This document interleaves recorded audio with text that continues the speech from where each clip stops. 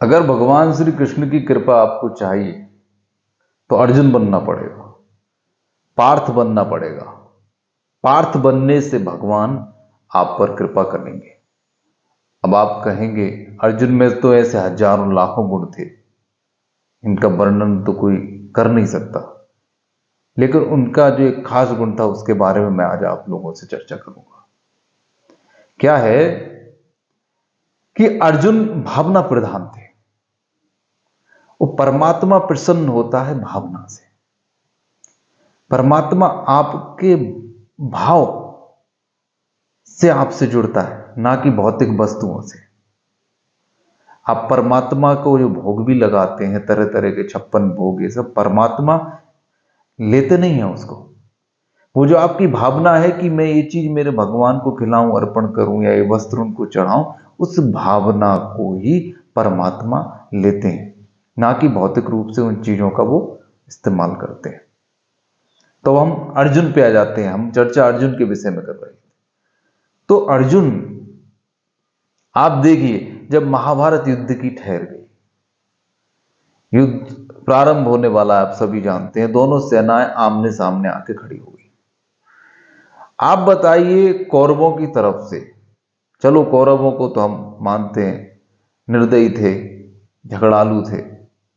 अब पांडव सेना की तरफ आ जाए तो पांडव सेना में तो धर्मराज थे, भीम थे, नकुल, सहदेव, ये लोग और भी कुछ अच्छे लोग उस सेना में थे।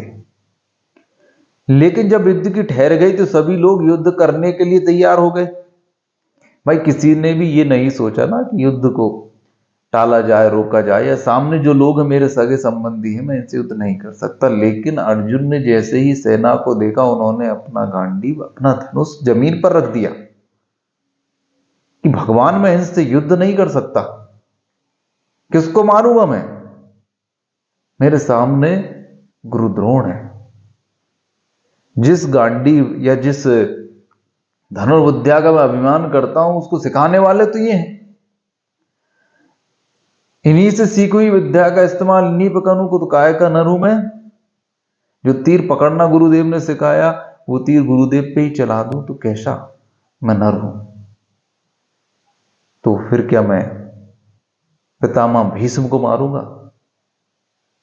उनकी भावना देखिए अर्जुन की, इनकी गोद में खेला हूं मैं, ये मेरे पितामह है।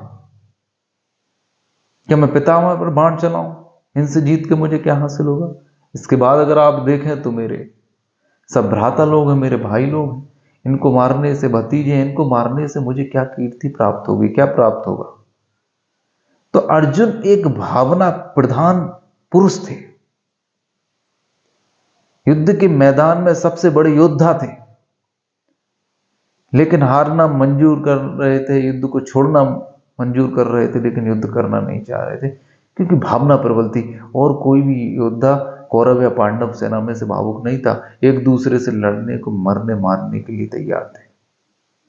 तो अर्जुन का भावना प्रधान होना ही उनके लिए भगवान के साथ होने का कारण। परमात्मा श्री कृष्ण इसलिए अर्जुन से इतना प्रेम करते थे क्योंकि वो एक भावना प्रधान पुरुष है। तो याद रखिए, भाव को जगाइए, भावनाओं को जगाइए, तब परमात्मा आपके साथ होंगे, कोई रोक नहीं सकता। अगर बात समझ में आई हो तो जरूर ध्यान देना। धन्यवाद।